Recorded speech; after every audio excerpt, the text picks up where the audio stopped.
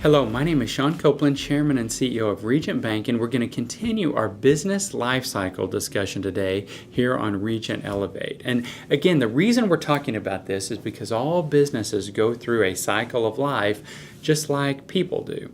And if you're in a cycle, you have to go through it to get to the next one. You can't skip. You don't want to prematurely age. And so what we're going to talk about here is what's normal within a cycle and what is not.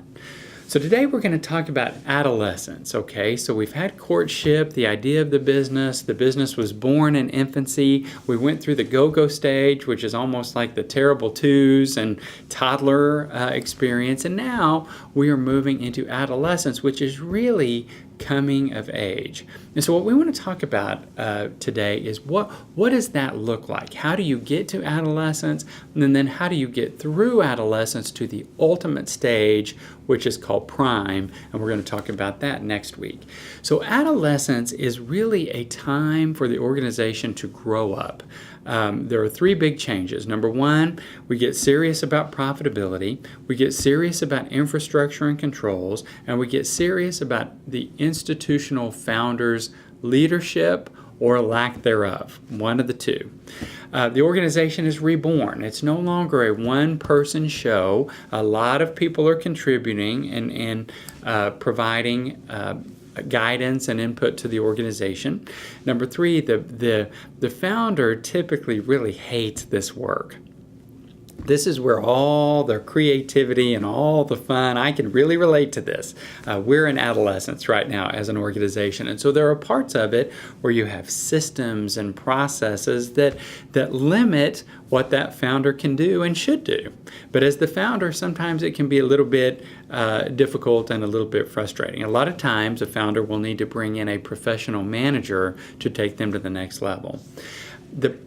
Next, if they do bring in a professional manager, a lot of times they'll bring in their own team to implement strategies, processes, rules, policies, procedures, and make the organization more mature.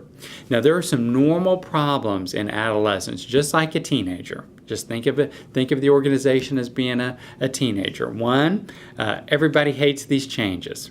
They don't like the changes that are going on. Neither do teenagers. It's awkward. It's weird. It doesn't feel right to the organization, but it's critical because you cannot get to the other side. A lot of times there's conflicts. There's warring that occurs between the two. There's power struggles between the new guys and the old guys. Number two, the fight for control tends to diminish the trust and respect that you have between the players in the organization. So it requires really, really good leadership to keep this from happening. Number three, there's infighting and frustration, and it can cause really good people to leave. So if you're seeing a lot of flight, that's pretty typical within adolescence. Number four, revenue and profits sometimes will decline when you're in this segment because the administrative piece is having to grow, okay? You're having to invest in your systems and in the root system of your company, and that doesn't necessarily bring in revenue. Now, there are some abnormal problems that occur with adolescence, and that includes one, paralysis from these endless power shifts and infighting, and that can kill a company. Number two, the fight for control can completely destroy trust and respect among the company. And again, when you have a teenage child, which I do, this is happening there. They're growing. They're becoming more independent. There is definitely a fight for control at times. The founder may disengage and kind of become a seagull and fly away. And then finally, loss of entrepreneurship. In this segment, a lot of times what can happen is you can lose your creativity. The administrative piece takes over and creative people are just withdraw and no longer contribute. So this is a very, very challenging cycle for a business to get to, but it's absolutely critical to get to the next stage, which we call prime.